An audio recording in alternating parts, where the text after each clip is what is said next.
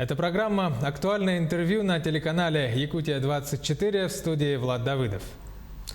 Как пандемия повлияла на интерес россиян к чтению, как определяют самый читающий регион России и какие современные практики необходимо распространять и развивать, чтобы интерес к чтению постоянно рос.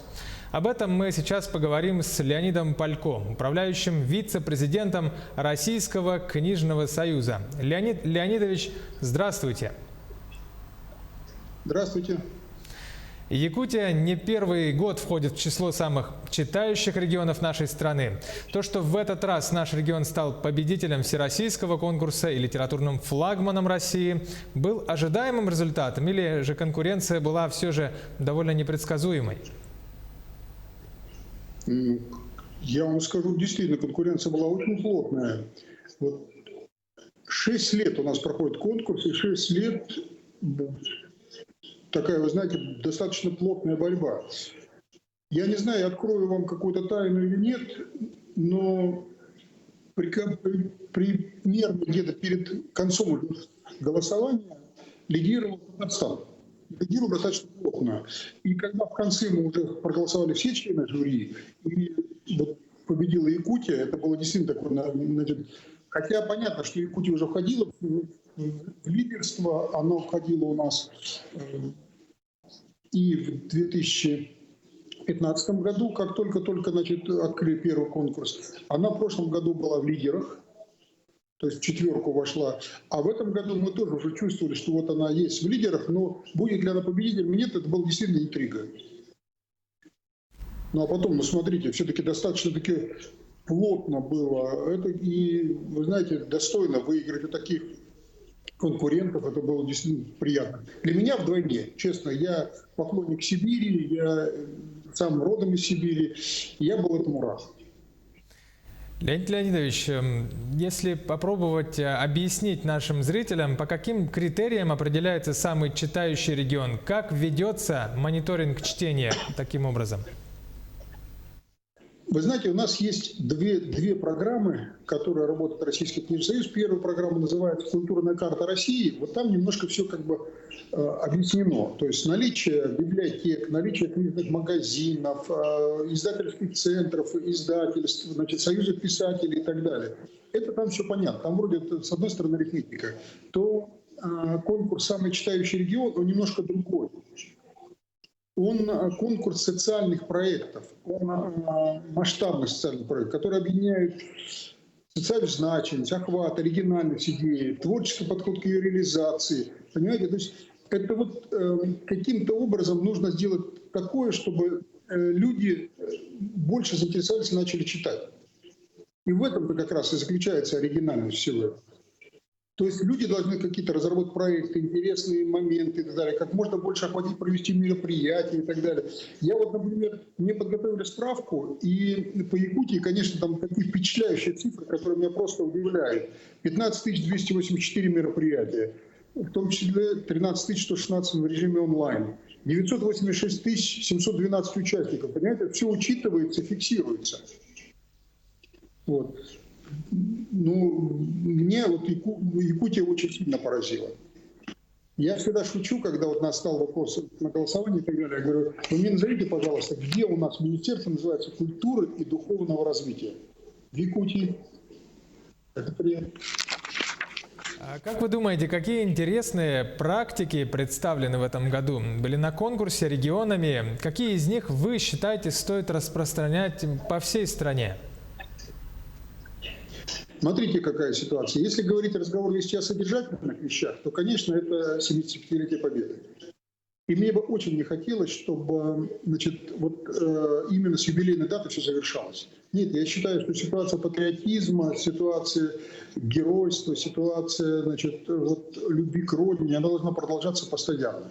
Значит, вот, то есть это мое первое. Ну а главный, конечно, такой отличительный и такой фишкой этого года была, конечно, это вот ситуация, наложенная с коронавирусом. Большинство организаций ушли в режим онлайн. И я думаю, что эта практика, значит, будет продолжаться. И мы всячески ее будем поддерживать. Почему бы нет? Значит, если есть такая возможность, Давайте таким образом хотя бы. Мы же сами себя тоже постараемся сейчас в данной ситуации защитить. Да, Леонид Леонидович, вот вы сказали про коронавирус. Как мы все сейчас понимаем, у многих изменились привычки, изменились занятия. Как вы думаете, как меняется книжная отрасль под влиянием этой пандемии? Ну, вы знаете, мне проще еще говорить, я сам являюсь директором издательства. Российский книжный союз – это общественная нагрузка, общественная работа. Я директор издательства «Вечи». И мы издаем литературу в разных режимах. Для меня главное, ведь вопрос донести вот знания и содержание, которые есть, а каким образом этот продукт будет донесен в аудиокниге, в электронной книге, в бумажном носителе, это, значит, уже другой момент.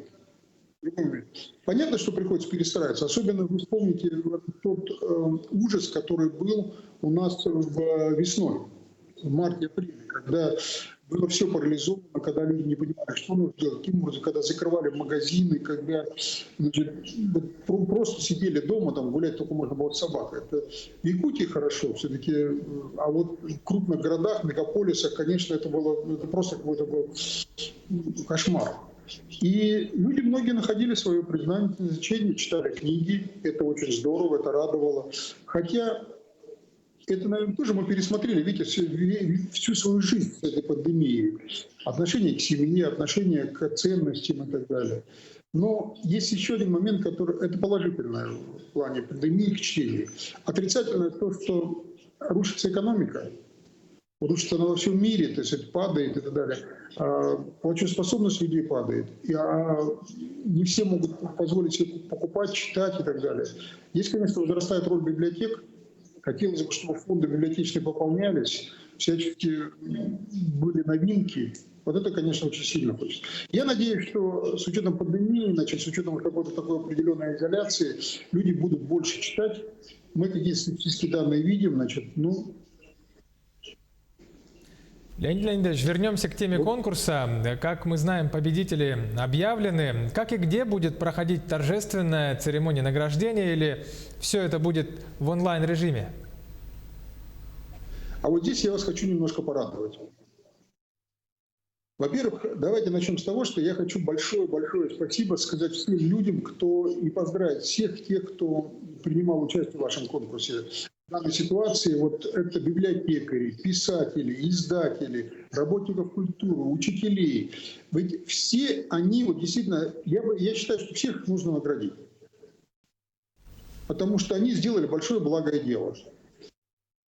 И у меня еще есть одна задумка, которой я очень гордился. Мы это делали в Петербурге, но если, конечно, меня услышат сейчас ваши работники, структуры, представьте, насколько было бы приятно, когда подлетал бы самолет в Якутию, значит, и вот бортпроводник объявлял: уважаемые пассажиры, мы приземляемся в столице чтения Российской Федерации 2020 года, культурный флагмане России.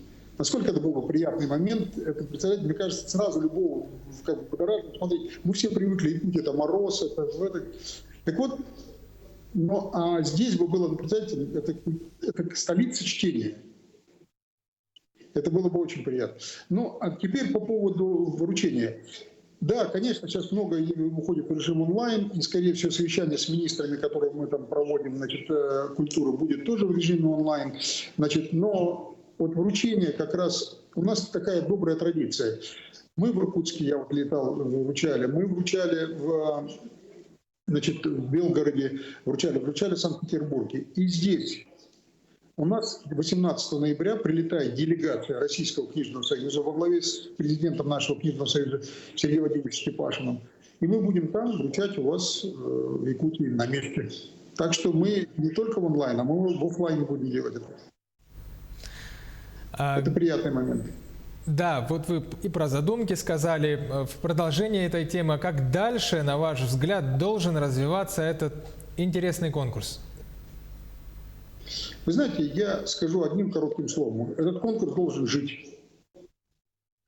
Вы знаете, какая вот на сегодняшний день конкуренция между регионами, как они хотят участвовать и так далее. И даже у нас бывает 1-2 региона не принимают участие там, они просто чувствуют определенной степени ответственности. Я вот пытался разговаривать с министрами, замгубернаторами, говорю, ну почему, вот, условно говоря, вы сегодня не принимаете участие? Они говорят, вы знаете, плохо не хотим, а хорошо не получается. Вот на следующий год мы более детально подготовимся и будем участвовать.